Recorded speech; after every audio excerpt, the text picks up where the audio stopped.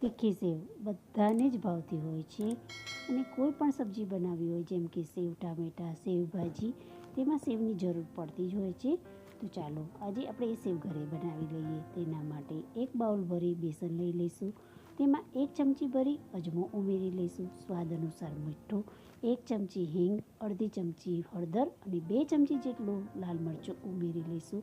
તેમાં 3થી 4 ચમચી જેટલું તેલનું મોણ ઉમેરી લોટમાં બધું મિલાવી લઈશું. લોટને સરસ રીતે કેળવી થોડું થોડું પાણી ઉમેરતા જઈ લોટને બાંધી લઈશું અને થોડું પાણી લઈ લોટને બરોબર મસળી લઈશું. લોટ મસળાઈ તૈયાર થઈ જાય ત્યારે થોડું તેલ મૂકી લોટને કેળવી લઈશું.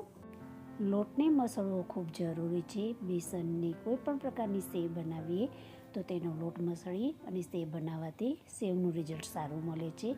લોટ મસળાઈ અને તૈયાર થઈ ગયો છે. સેવની જાળી લઈ તેને ગ્રીસ કરી, સંચાની પણ ગ્રીસ કરી તેમાં તૈયાર કરેલો લોટ ભરી લઈશું અને ગરમ તેલમાં સેવને પાડી લઈશું.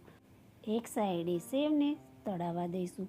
સેવ તળાય ત્યારે તેને જાળાની મદદથી પલટાવી બીજી સાઈડે પણ તળાવવા દઈશું. સેવ તળાઈ જાય ત્યારે તેને તેલમાંથી નિતારી બહાર કાઢી લઈશું અને બીજી સેવો પણ પાડી લઈશું.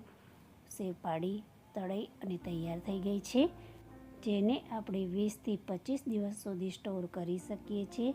જ્યારે જોઈએ ત્યારે તેનો ઉપયોગ કરી શકીએ છીએ. તો તૈયાર છે તીખી સેવ.